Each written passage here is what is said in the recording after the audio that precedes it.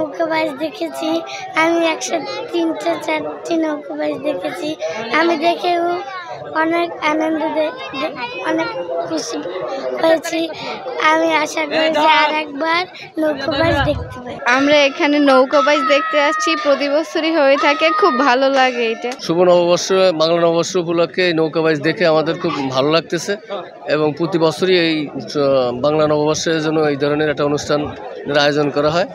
পয়লা বৈশাখের সাথে বাংলার জারি সারি ভাটিয়ালির যেমন একটা টান আছে, ঠিক তেমনি বাংলার ঐতিহ্যবাহী নৌকাবাইজেরও একটা সম্পর্ক আছে। সেই সম্পর্কের প্রাদুর্ভাবই দীর্ঘদিন পরে আমরা পটুয়াখালীতে একটা নৌকাবাইজ অনুষ্ঠান দেখতে পেলাম, দেখে খুবই ভালো লাগলো।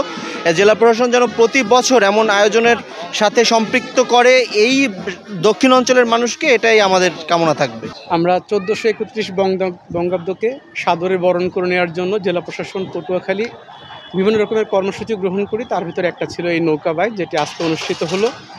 আসলে এটা আমাদের একটা ঐতিহ্যের অংশ। আমরা কিন্তু আবহমান কাল থেকে এরকম দেখে এসেছি, এই নৌকাবাইজ আমরা দেখে এসেছি।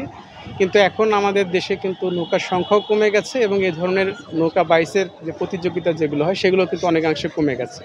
সেটাকে আমরা আবার ফিরিয়ে নিয়ে আসার জন্য এই আয়োজনটি করেছিলাম।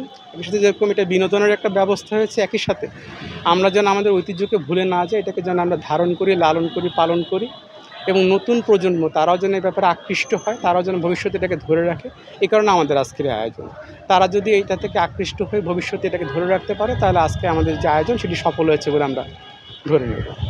এখানে কিশোরগঞ্জ থেকে আসা 4টি দল তাদের নৌকা এখানে অংশগ্রহণ করেছে, যেটা আমাদের পুরো পটুয়াখালীবাসীকে আমোদিত করেছে।